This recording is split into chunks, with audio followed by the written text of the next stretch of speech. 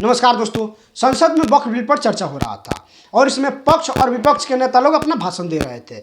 इन सब नेताओं में दो ही जने का भाषण मजेदार लगा, एक मोटा भाई अमित शाह जी का और दूसरा चलता फिरता कंप्यूटर के नाम से मशहूर यानी सुधांशु त्रिवेदी जी का। इतने नेता लोग बोले, लेकिन सुधांशु त्रिवेदी जितना फैक्ट के साथ किसी ने नहीं बोला। सुधांशु त्रिवेदी जी एक एक बात बहुत ही फैक्ट के साथ बोले। सारे विपक्षी नेता लोग ये सोच रहे होंगे कि सुधांशु त्रिवेदी जी कहीं उनका फैक्ट न चेक कर दे, इसलिए सुधांशु त्रिवेदी जी के बीच में किसी ने बोलने का हिम्मत नहीं कर रहे थे। लेकिन कभी कभी ऐसा बातें हैं जिससे बहुत सारे लोग बोलने लगे। अब सुधांशु त्रिवेदी जी क्या बोले आप लोग खुद ही देख लीजिए। माननीय सभापति महोदय, आज इस पुराने वक्त की आखिरी रात में खड़े होकर इस नए वक्त के आगाज की नई सुबह के दिन मैं प्रधानमंत्री श्री नरेंद्र मोदी जी, हमारे अल्पसंख्यक मामलों के मंत्री किरण रिजिजू जी का मैं बहुत इस्तकबाल करता हूं। जब वक्त के ऊपर हम बात कर रहे हैं, वक्त की रुखसती का वक्त आ गया है और नई वक्त की नई सुबह होने का वक्त आ गया है। अगर हमें इस पे बात करनी है तो मुझे चार दृष्टि से बात करनी पड़ेगी। एक, इस बिल के तकनीकी प्रावधान जिस पे बहुत सारे लोग बहुत कुछ बोल चुके हैं। दूसरा है वक्त की अवधारणा, तीसरी है वक्त की राजनीति और चौथा है वक्त की राजनीति के नाम पर होने वाली वह सांप्रदायिक बनाम सेकुलर की राजनीति।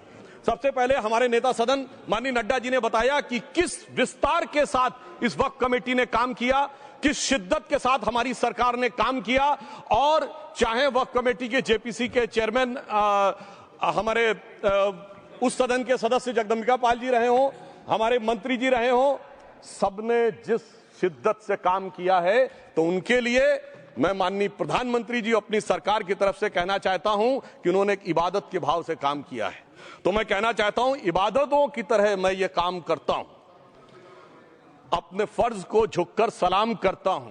फिर भी आप खिलाफत कर रहे हैं तो तेरी मुखालफत से निखरती है शख्सियत मेरी। मैं सियासी दुश्मनों का भी बहुत एहतराम करता हूं। तो इस एहतराम के साथ मैं अब आगे का बयान शुरू करता हूं और मैं ये बताना चाहता हूं कि एक बड़ी सिंपल सी बात है जो अभी माननीय नड्डा जी ने भी कहा। दुनिया के तमाम मुस्लिम देश बता दिए, इस्लाम की धर्म स्थली सऊदी अरब, सबसे बड़ा मुस्लिम देश इंडोनेशिया, जहां खलीफत रही वहां टर्की, और जहां आईएसआईएस का इलाका वहां इराक और सीरिया, वहां कहीं भी कुछ भी नहीं है ऐसा। फिर भी हमारे यहां क्यों है कैसा? तो मैं कहना चाहूंगा सभापति महोदय, एक हिंदी में कहावत होती है, नया मुल्ला प्याज ज्यादा खाता है, परंतु यहां तो जो गैर मुल्ला प्याज बहुत खा रहा था और इतना खा रहा था कि आंसू निकल रहे थे गरीब मुसलमान के भी और देश के भी।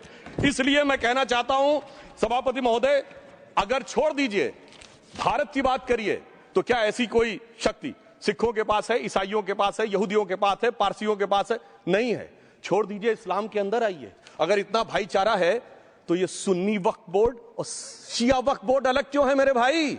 जमीन पे एक दूसरे पे एतबार नहीं है, सिर्फ सियासत के लिए साथ में आने की बात है। ये भी जरा सोचने की बात है। और जो अकलियतों में भी अकलियत है, आगा खानी है, बाकी है, जो बोहरा है, उनकी तो कोई गिनती नहीं है। हमारी सरकार ने पहली बार मुस्लिम समाज के अंदर भी ईमानदारी से सबको समान प्रतिनिधित्व देते हुए एक नई सुबह के नए वक्त का आगाज किया है। इसके लिए मैं सरकार को बधाई देना चाहता हूं। और सिर्फ ऐसा ही नहीं है, मुस्लिम समाज के अनेक लोग इस प्रकार के नियमों से बहुत प्रभावित हुए और बहुत प्रताड़ित हुए, जिसके अनेक उदाहरण बहुत लोगों ने बताए होंगे। मोहम्मडन एजुकेशन सोसाइटी कोल्हापुर का केस है, ईदगाह मैदान हुबली का केस है, जिसको सुप्रीम कोर्ट ने साफ साफ उसको हुबली धारवाड़ म्युनिसिपल कॉर्पोरेशन को वापस कर दिया। अनीसा अयासा वर्सेस तमिलनाडु वक्फ बोर्ड का केस है, तेलंगाना स्टेट वर्सेस मोहम्मद मुजफ्फर का केस है, हिमाचल प्रदेश वक्फ बोर्ड वर्सेस ख्वाजा खलीलुल्लाह का केस है, और सभापति महोदय ताजमहल पर भी दावा कर दिया गया। अब तो मैं पूछना चाहता हूं, सुप्रीम कोर्ट ने अपने जजमेंट में कहा कि भाई शाहजहां के जमाने का लिखा फरमान लेके आइए, तब हम मानेंगे कि इस पे कोई दावा है या नहीं।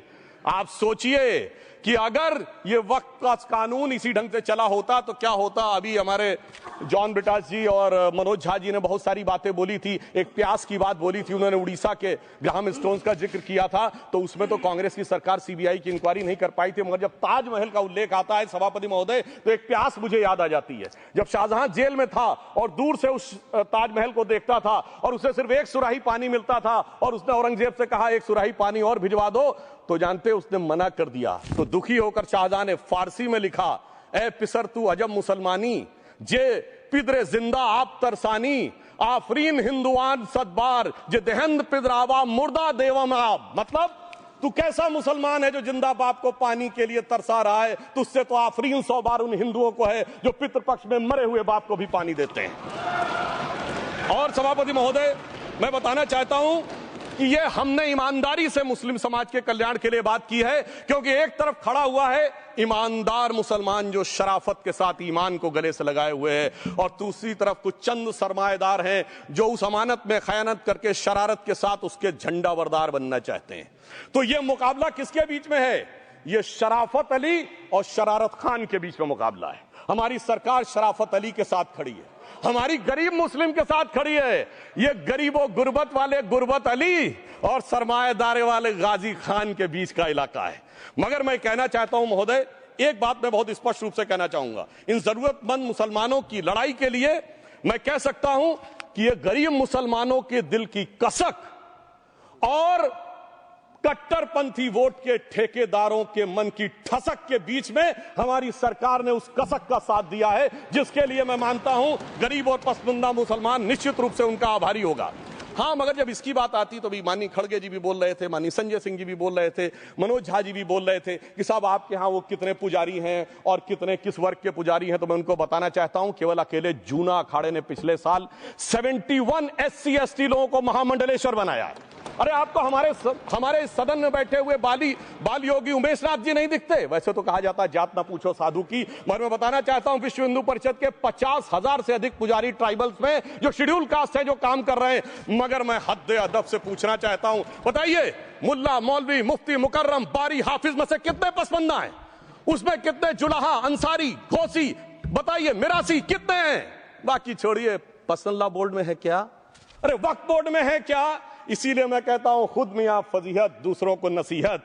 अगर ईमानदारी से बात करनी है तो उस पर आगे। मगर मैं एक बात और कहना चाहूंगा कि हमारी जो सरकार ने नाम दिया है, इसको उम्मीद नाम दिया है, और ये उम्मीद है किसके लिए? उस ईमानदार मुसलमान के लिए और देश के हर खास व आम के लिए ये उम्मीद है। मगर सभापति महोदय, कुछ लोग वो हैं जो उम्मा का ख्वाब पाले हुए थे। उम्मा शायद हमारे बहुत से लोग समझते हो ना समझते हो, पूरी एक एंटायर जो इस्लामिक खलीफत और राज होता है उसको उम्मा कहते हैं। उम्मीद वालों को तो उम्मीद की नई रोशनी दिख रही है, उम्मा वालों की उम्मीद पे पानी फिर रहा है। तो ये उम्मीद और उम्मा के बीच का भी मामला है।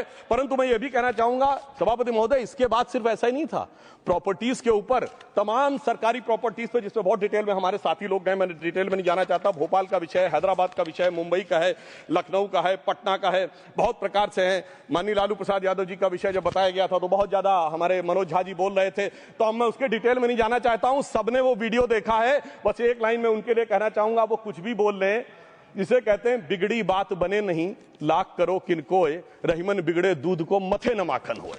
वक्फ बिल पर सुधांशु त्रिवेदी जी ने राज्यसभा में जो बातें बोली वो देश के सभी नागरिकों को सुनना चाहिए, यहाँ तक कि तमिलनाडु वालों को भी सुनना चाहिए। बेकार में हिंदी का विरोध करते हैं ये लोग। अगर हिंदी सीखे रहते तो आज इस तरह का भाषण कभी मिस ही नहीं करते। कुछ भी सरकार को सुधांशु त्रिवेदी जी द्वारा अमेजिंग फैक्ट वाले इस तरह का भाषण को भारत के सभी भाषाओं में ट्रांसलेट करवा देना चाहिए। ये हालांकि ये भाषण 40 मिनट का है, आप लोग को जरूर सुनना चाहिए। खत्म, bye bye, tata, good bye.